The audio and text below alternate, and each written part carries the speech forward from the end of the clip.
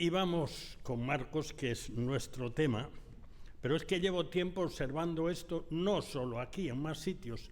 Yo sé que es con buena voluntad y a veces sin darse cuenta de lo que significa. Marcos capítulo 9, versículo 14, y leemos hasta el versículo 29. Evangelio de Marcos, capítulo 9, versículo 14. Y leemos: Cuando llegó a donde estaban los discípulos, vio una gran multitud alrededor de ellos y escribas que disputaban con ellos. Y enseguida toda la gente, viéndole, se asombró y corriendo a él, le saludaron. Él les preguntó: ¿qué discutíais con ellos?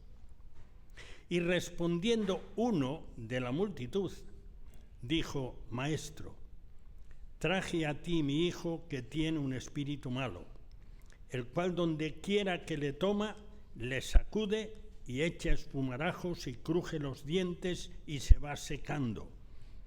Y dije a tus discípulos que lo echasen fuera y no pudieron. Y respondiendo él les dijo: Oh generación incrédula, ¿hasta cuándo he de estar con vosotros? ¿Hasta cuándo os he de soportar? Traédmelo. Y se lo trajeron. Y cuando el espíritu vio a Jesús, sacudió con violencia al muchacho, quien cayendo en tierra se revolcaba echando espumarajos. Jesús preguntó al padre: ¿cuánto tiempo hace que le sucede esto? Y él dijo: desde niño. Y muchas veces le echa en el fuego y en el agua para matarle. Pero si puedes hacer algo, ten misericordia de nosotros y ayúdanos. Jesús le dijo: si puedes creer, al que cree, todo le es posible. E inmediatamente el padre del muchacho clamó y dijo: creo, ayuda a mi incredulidad. Y cuando Jesús vio que la multitud se agolpaba, reprendió al espíritu inmundo, diciéndole: espíritu mudo y sordo, yo te mando, sal de él y no entres más en él. Entonces el espíritu, clamando y sacudiéndole con violencia, salió y él quedó como muerto, de modo que muchos decían: está muerto. Pero Jesús, tomándole de la mano, le enderezó y se levantó. Cuando él entró en casa, sus discípulos le preguntaron aparte: ¿por qué nosotros no pudimos echarle fuera? Y les dijo: este género con nada puede salir sino con oración y ayuno. He titulado este tema con un título que seguramente os recuerda una frase muy semejante: creer o no creer es lo esencial, o sea, lo más importante. Y un subtítulo: lecciones de un creyente anónimo. Ocurre este suceso cuando Jesús regresa del monte donde fue transfigurado. El Evangelio de Lucas lo señala directamente.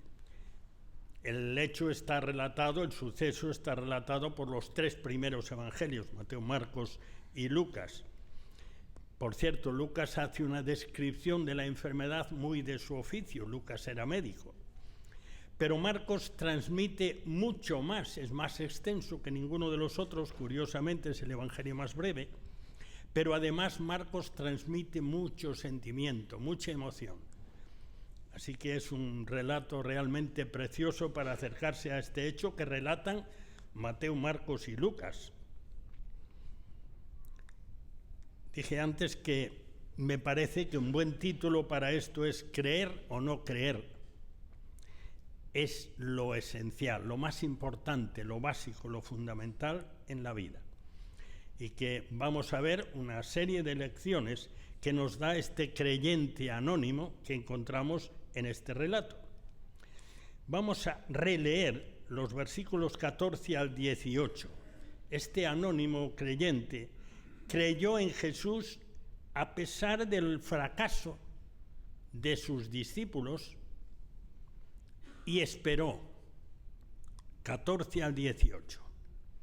Cuando llegó donde llegó Jesús, los discípulos, donde estaban los discípulos, vio una gran multitud alrededor de ellos y escribas que disputaban con ellos.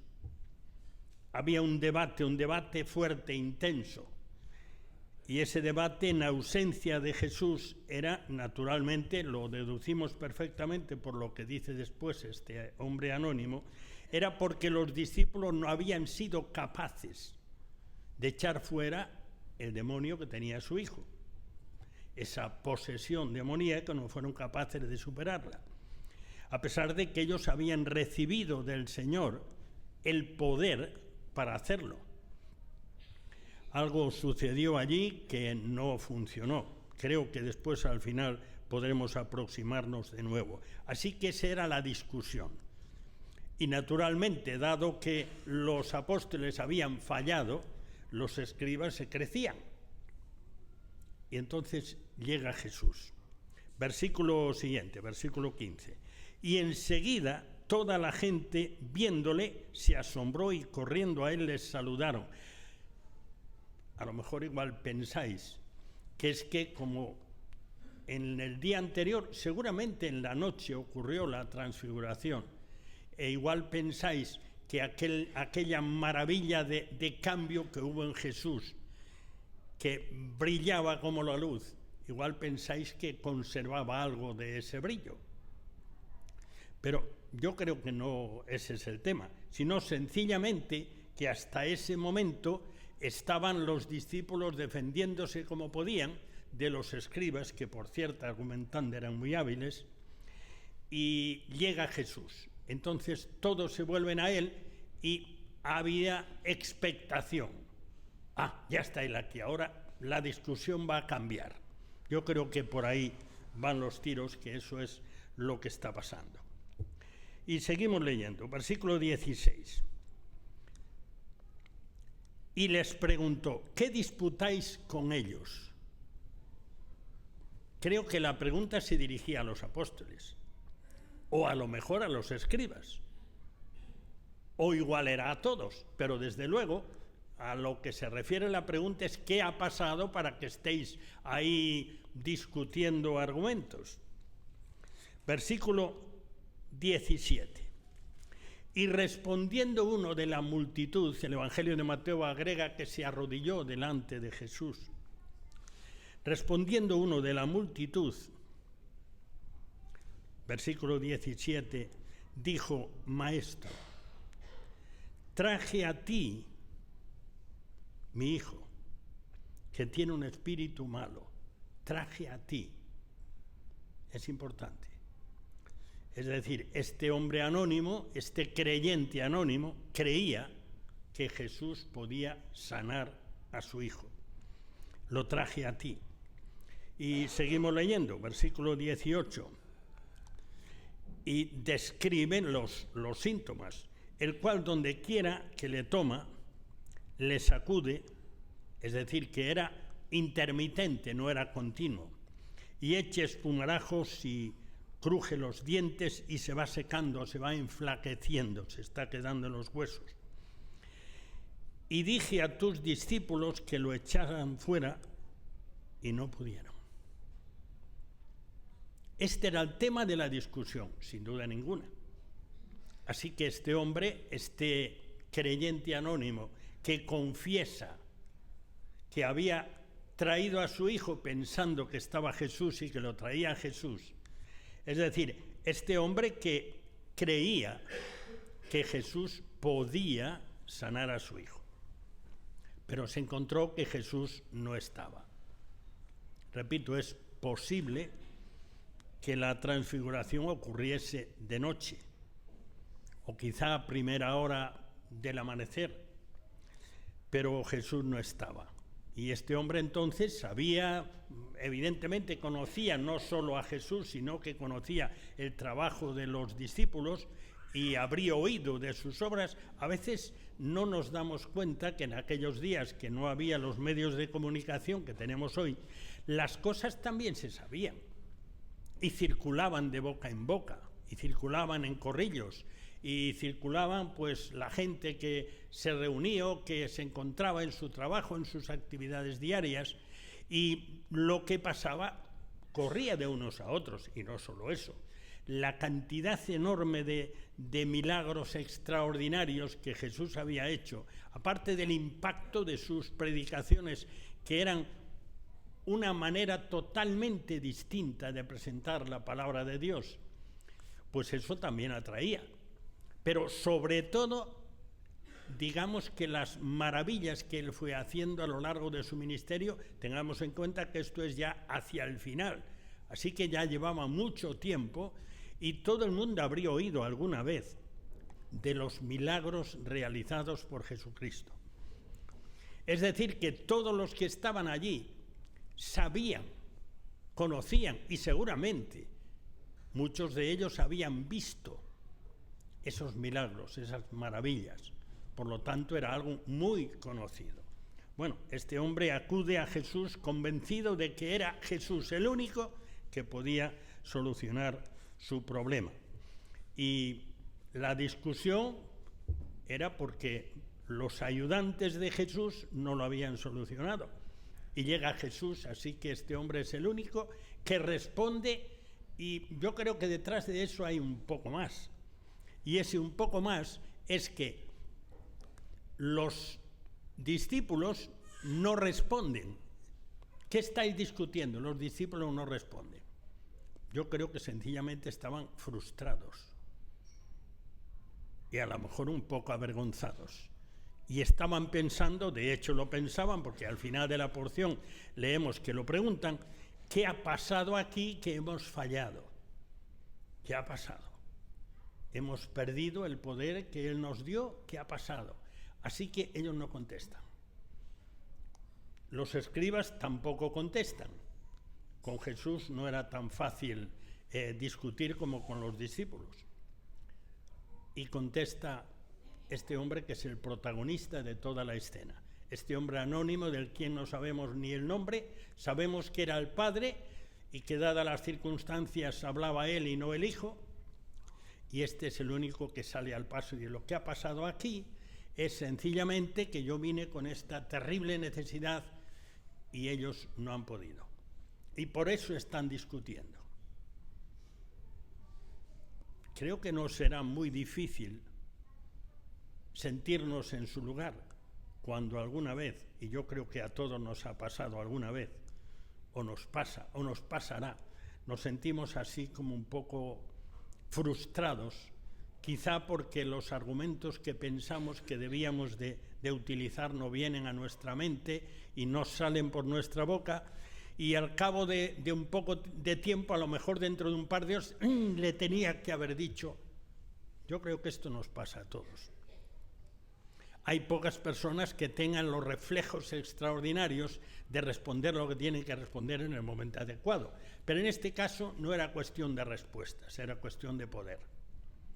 Así que no pudieron, sencillamente no pudieron. De hecho, es lo que dice este hombre. No pudieron, final del versículo 18. Y ahora hay otra fase de este testimonio, de este creyente anónimo, que me parece muy interesante. El versículo 19, nada más. Dice el versículo 19.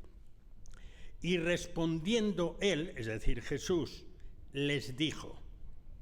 ¿A quién se lo dijo? Yo creo que se lo dijo a todos, excepto al creyente anónimo. Yo creo que sí, que es nuestro protagonista en este mensaje. Oh generación incrédula, ¿hasta cuándo he de estar con vosotros? ¿Hasta cuándo os he de soportar? Traédmelo. Al enfermo se refiere. Ahora, ¿qué quiere decir esto? pues lo que decía hace un momento, y creo que es importante y a veces lo perdemos de vista. Las maravillas que Jesús hacía eran de tal dimensión, de tal importancia, de tal impacto, que corrían de boca en boca, claro que sí, y las personas venían desde muy lejos para escucharle, y da la impresión en muchas ocasiones que para ser espectadores de nuevas maravillas, bastante más que por someterse a su mensaje y creer en él. Y de hecho, si recorréis los evangelios, descubrís que en realidad eran pocos los que de verdad creían en él y estaban dispuestos a enfrentarse con lo que fuese porque habían creído en él. Pero sí que hubo muchísimos que se beneficiaron de su poder y muchos otros que eran espectadores privilegiados y otros que querían serlo también. Así que ahora aquí seguro que la multitud que estaba reunida posiblemente oyeron algo y se corrió de boca en boca o iban siguiendo a Jesús, dado que Jesús se apartó para orar y hubo la transfiguración, se fue con Pedro, con Juan y Jacobo, pero después volvió. Así que irían como espectadores privilegiados de las maravillas que Jesús hacía. Así que ahora llega Jesús y esa expectación se reanima. Algo va a hacer, seguro que lo va a curar. Ya veréis, aquí va a pasar algo y se nota mucho a continuación. Pero de momento, incrédulos. La multitud que venía al espectáculo. ¿Sabéis que, yo no sé si lo sabéis, pero yo creo que sí, que hay una situación que está ocurriendo en el ámbito cristiano, y voy a dejarlo en cristiano en general, que hay mucho más interés en el espectáculo, en el show, que en la palabra de Dios, su aplicación y resultados, y en profundizar en ella. Vivimos tiempos de prisa, vivimos tiempos saturados de mensajes de todo tipo. Yo diría que especialmente mensajes que se parecen, pero que no son la palabra de Dios. Y podéis encontrarlos por todas partes, en las redes sociales en general y en boca de muchas personas también. Pero la atracción del espectáculo, de lo llamativo, del show, es lo mismo que en aquel tiempo. Realmente no hemos cambiado tanto, pero tendríamos que examinarnos. ¿Ofrecemos la palabra de Dios o espectáculo? Es importante. Así que Jesús mira a todos y excepto aquel creyente anónimo, todos habían fallado, incluso los discípulos. Y por eso Jesús dice, o viene a decir, parece mentira, después de tantas muestras, de tantas demostraciones de mi poder en cuanto a la multitud, todavía estáis así, todavía queréis ver cosas, pero no creéis en mí. Y estaría diciendo a los escribas, o esto sería lo que ellos seguro entendieron, los escribas eran intérpretes de la palabra de Dios, maestros de la palabra de Dios, y eran buenos y muy entendidos. Así que para ellos también era generación incrédula. Pues naturalmente, después de tantas demostraciones de que él era el que habían anunciado los profetas del Antiguo Testamento, y hubo poquísimos, los hubo, de entre los escribas o los sacerdotes o los fariseos, de todos aquellos grupos bastante cerrados en sí, hubo pocos que creyeron en él. Así que ellos también eran señalados con ese término, generación incrédula. ¿Y qué pasa con la nuestra? Pues también. Y a lo mejor, o a lo peor, pues aquí entre nosotros en esta mañana también hay. Que se juntan, escuchan a Jesús, pero no creen en Jesús. A lo mejor también hay aquí en esta mañana. Y pasamos a otro paso, después de este versículo 19 y de este momento bastante dramático también. Fijaros que la respuesta de Jesús, aunque él dijo, traédmelo, pero su primera respuesta es que no os enteráis, no os dais cuenta. Y ahora, este hombre, este creyente anónimo, que es el protagonista, este que encabeza ese creer, que para él creer o no creer era lo esencial en aquel día, y él era del lado de creer. Los versículos 20 y 22. Versículo 20, y se lo trajeron. La última palabra del versículo 19 es traédmelo, es decir, traed, y este traédmelo quiere decir que fue hecho entre varios. Traédmelo, y se lo trajeron. Y cuando el espíritu vio a Jesús, sacudió con violencia al muchacho, quien cayendo en tierra se revolcaba echando espumarajos. Ahora, poneos por un momento en el padre. ¿Cómo se sentiría ese padre? Pues vais a saberlo muy pronto. Jesús preguntó al padre, ¿cuánto tiempo hace que le sucede esto? Es una pregunta curiosa, porque el padre ya había dicho antes qué le pasaba a su hijo, qué es lo que veían en su hijo. Y sin embargo Jesús repite su pregunta como si fuese que lo era, el médico que va a tratar la enfermedad que lo era, y quiere saber más datos. Hace la entrevista como si fuera él el paciente era el hijo, pero el hijo estaba incapacitado, así que hace la pregunta al padre. ¿Cuánto tiempo hace que le sucede esto? ¿Características? Es decir, ¿esto qué pasa desde cuándo le pasa? Y el hombre dice, desde niño. Y repito, poneros en padre o en madre. ¿Cómo sería la vida de este hombre? Porque añade todavía algo más. Y dice, y muchas veces, versículo 22, le echan el fuego y en el agua para matarle. Era una angustia diaria, constante, porque nunca sabía cuándo le iba a suceder. Pero cuando le sucedía, había que intervenir inmediatamente porque perdía totalmente el control y hasta hacía cosas que podían acabar con su vida. Y hay otro detalle que Marcos no menciona, pero menciona otro de los evangelistas, creo que es Lucas. Era su único hijo. De verdad, es más dramático no puede ser.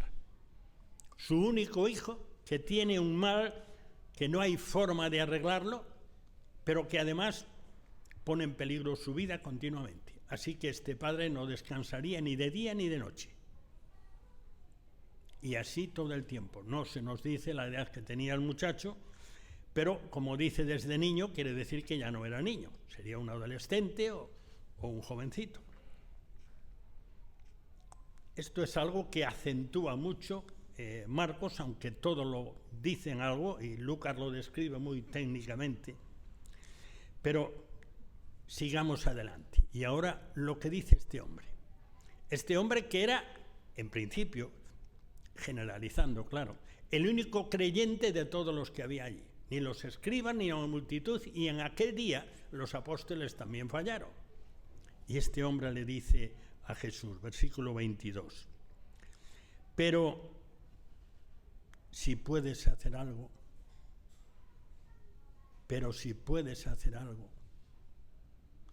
porque después del fallo de los apóstoles, a lo mejor este hombre no dudaba de todo, pero temía. Si puedes hacer algo, ten misericordia de nosotros y ayúdanos. El clamor era sentidísimo, era emotivo al máximo, porque coloquémonos, aunque nos cueste, en la situación de aquel padre, de su único hijo, que estaba totalmente arruinado, que no había posibilidad de que fuese una persona normal, pero no solo eso, cualquier día podía morir por causa de la influencia de este espíritu maligno. Así que, ¿cómo se lo pediría? ¿Haría una instancia con 3 copias? Pues no. Se lo pidió desde el fondo de su corazón. de la misma manera que cualquier persona que descubre que delante de Dios, por sus pecados, está sentenciado al infierno, en el momento que se da cuenta, acude delante de Dios con toda su alma, con todo su corazón, con todas sus fuerzas, como acudió este hombre. Y hay una parte más en este relato de este creyente anónimo. En este creer o no creer es lo esencial. Sin fe no hay sanidad. Sin fe no hay salvación. Sigue siendo así, ¿eh? Esto no es solo para aquel día. Y seguimos leyendo. Versículo 23. Jesús le dijo, si puedes creer, al que cree, todo le es posible. Es una declaración impresionante. ¿Qué quiere decir esto? Al que cree, todo le es posible. Al que cree, ¿qué? Porque eso es lo fundamental. ¿Qué cree? ¿De qué se trataba de creer en ese día? Se trataba de creer que Jesús sí podía sanar a su hijo. Se trataba de creer que Jesús era Dios hecho hombre y por eso podía sanar a su hijo. Se trataba de creer que Jesús quería y podía e iba a sanarlo. Se trataba de eso. Es exactamente igual. Cualquier alma que sintiendo su pecado acude al Señor, es en ese espíritu. Señor, yo no puedo, pero sé que tú puedes, y creo que puedes, y creo que lo haces, y creo que quieres. Al que cree, todo le es posible. Al que cree en el poder de Dios, que en ese momento está allí en la persona de su Hijo. Dios se hizo hombre para poder morir en nuestro lugar. El que murió en la cruz, Dios el Hijo. Por eso tenía un cuerpo humano, para poder morir y llevar sobre él nuestros pecados. Al que cree, todo le es posible. Y versículo 24. Inmediatamente, yo creo que aún no había terminado Jesús de todo de hablar, inmediatamente el padre del muchacho exclamó o clamó y dijo, creo, ayuda mi incredulidad. Dicho de otra manera, Señor, lo creo, pero soy débil. Y tal vez por el fracaso vivido hacía muy poco tiempo, Señor, creo, pero es tanta la angustia, es tanta la dureza de la situación, es tanta la dificultad. Señor, creo, pero estoy a punto de dudar. ¡Qué sinceridad! El Señor veía su corazón, claro que sí, pero qué sinceridad. Porque el poder no es el poder de su fe, sino el poder de aquel en quien cree. A veces entendemos mal esto también. A veces entendemos que nuestra fe poderosa, no, el poderoso es el Señor. Ahora, si nuestra fe se apoya en Él, es el poder absoluto, no el de nuestra fe.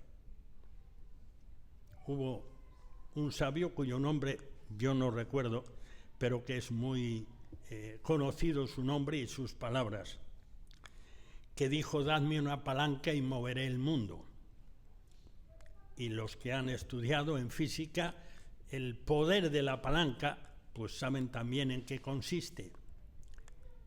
Consiste en el punto de apoyo y una poquita fuerza, cuanto más larga es la palanca, pues más fuerza puede ejercer, pero depende del punto de apoyo. y depende de lo larga que sea la palanca. Pero bueno, no vamos a hablar de la palanca. Pero este hombre está en esa situación. Señor, creo, pero me parece que no creo lo suficiente, así que ayúdame. Si estás en una situación así, acude al Señor con confianza. De la misma forma que Él ayudó a este hombre, sea cual sea la situación, te puede ayudar. Acude tal como estás y Él te ayudará.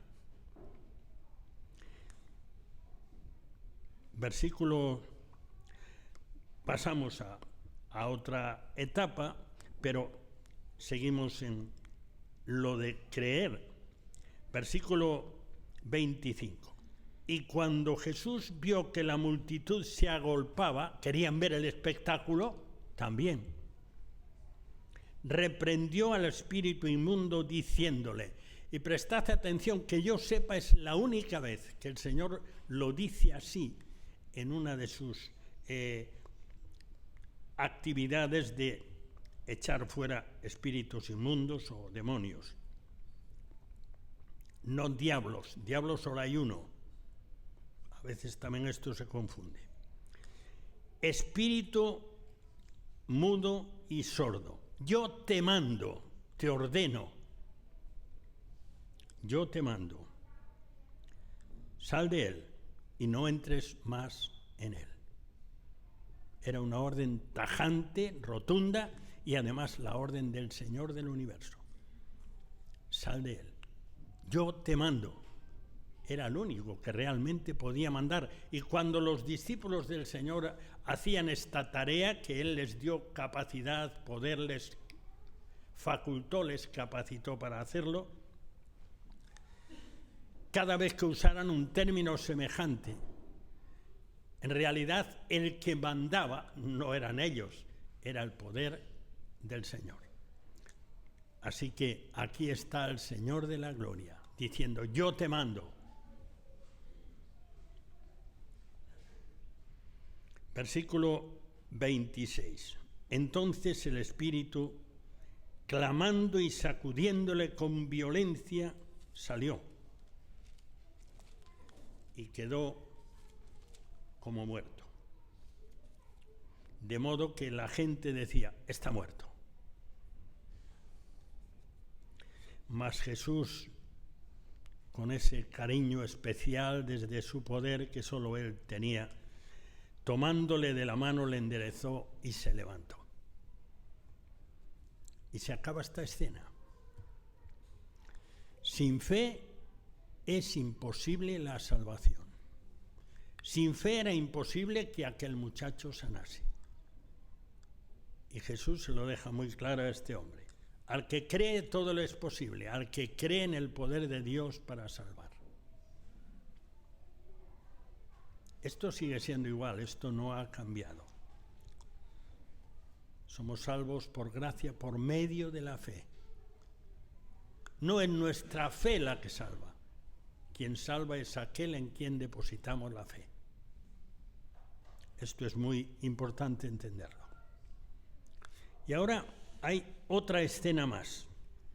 Y esta escena más es que los apóstoles, los más cercanos a Jesús, que habían sido aquel día pues señalados porque no habían podido, pues tan pronto se fueron a casa, pues inmediatamente van y le preguntan. Y versículo 28.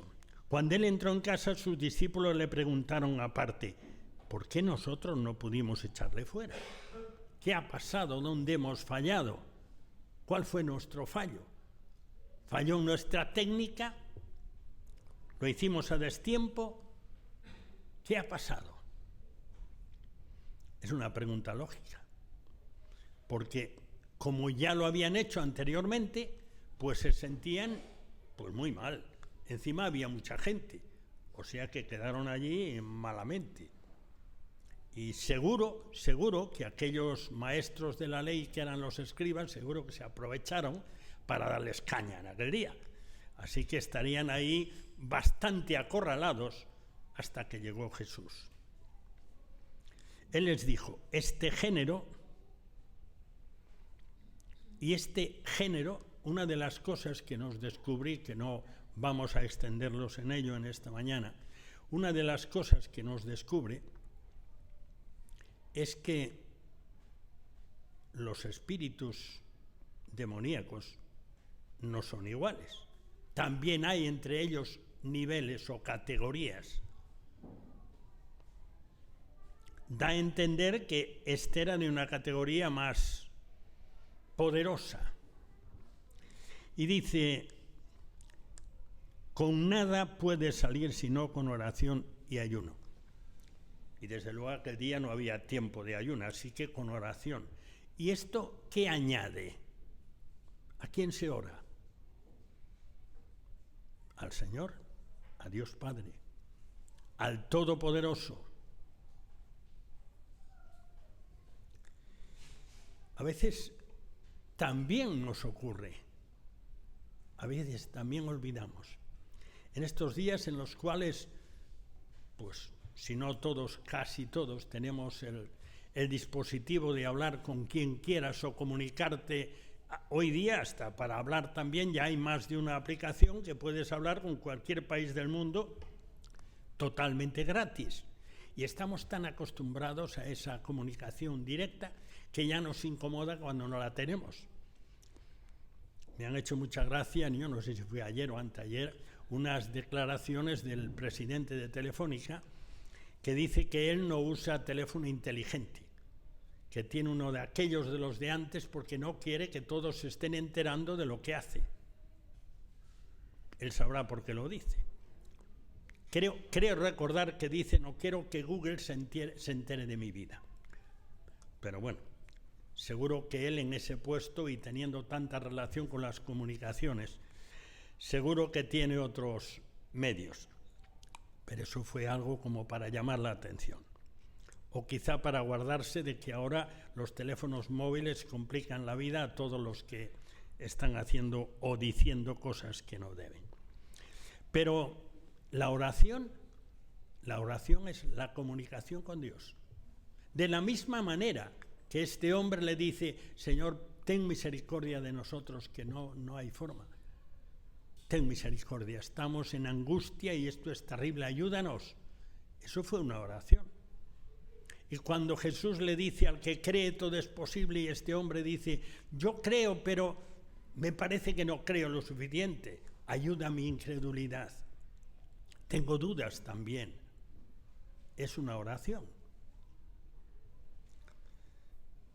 La oración es sencillamente también esa palanca para mover el poder de Dios.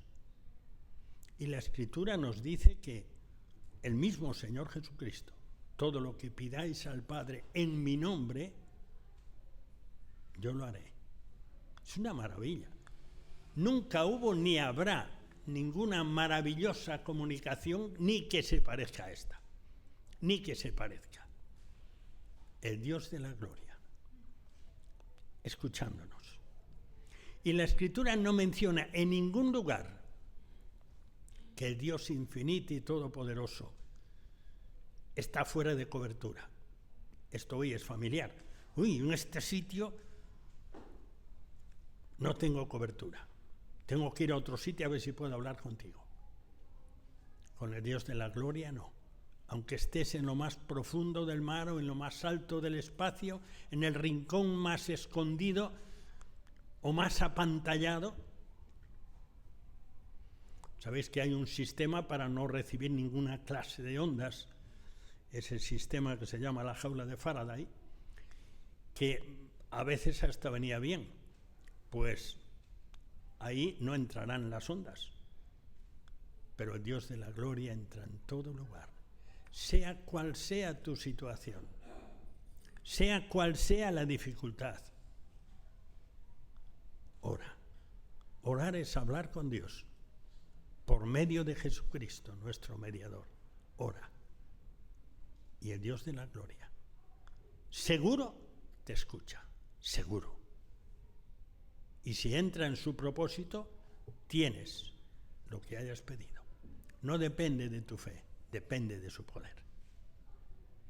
Si estás aquí en esta mañana y sientes el peso de tus pecados, ora.